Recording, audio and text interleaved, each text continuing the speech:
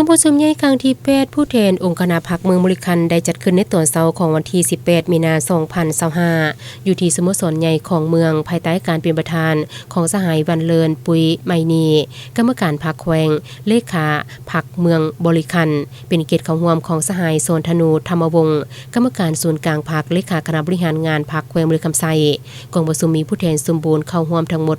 145สหายหญิง17สหายมีแขกที่เชิญจาก6ตัวเมืองภายในแขวงและเมืองท่าโทมแขวงไซสมบูรณ์เมืองหมอกแขวงเสียงขวงและภาคส่วนที่เกี่ยวข้องขั้นแขวงเข้าร่วม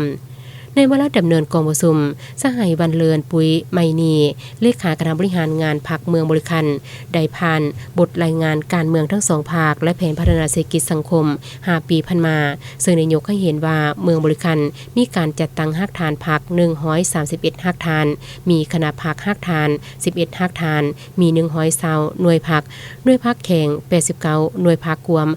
92.7 ส่วนหอยตลอดระยะ5ปีพันมาภายใต้การนำพาของคณะบริหารงานพรรคเมืองได้จัดตั้งพันขยายมาที่กองประชุมใหญ่ครั้งที่7ขององค์คณะพรรคเมืองเห็นว่าเมืองบริคันมีเสถียรภาพทางด้านการเมืองสังคมมีความสงบอย่างหนักแน่นสมใจจัดตั้งพันขยาย4หน้าที่ใหญ่26แผนงาน4คาดหมาย4แผนงานใหญ่41โครงการสามารถสร้างบ้านป้องกันศาสตร์เข้มแข็งใดหอยส่วนหอยจัดตั้งปฏิบัติ4เทือน9หัวข้อวิทยาศาสตร์ของแขวงสร้างครอบครัวและบ้านป้องกันศาสตร์ความสงบดีใดหอยส่วนหอย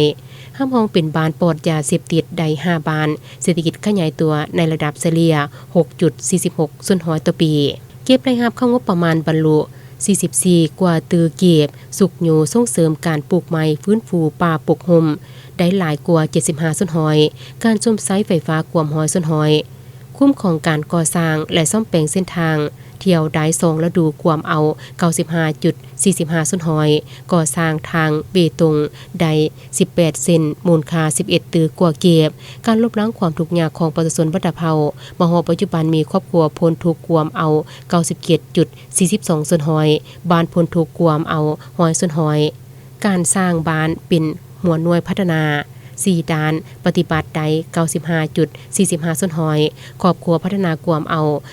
91.24 ส่วนหอยประกาศหับห้องบ้านห้วยคูนเป็นตัวเมืองในชนบทสร้างบ้านสามัคคีปองดองกวมหอยส่วนหอยและประกาศเป็นเมืองสามัคคีปองดองในปี2022มากองประชุมนี้ได้รับฟังการประกอบความเห็นจากเวกงานโครงเขตต่างๆของเมืองครอบครัวตัวแบบในนั้นผู้แทนกองประชุมยังได้ใส่สิทธิประชาธิปไตยของตนป้อนบัตรคัดเลือกเอาคณะพรรคสุดใหม่และจะได้รับฟังการอบรมจากสหายเลขาคณะบริหารงานพรรคแขวงและกองประชุมนี้จะได้ดำเนินไปเป็นเวลา2วันจึงจะสำเร็จ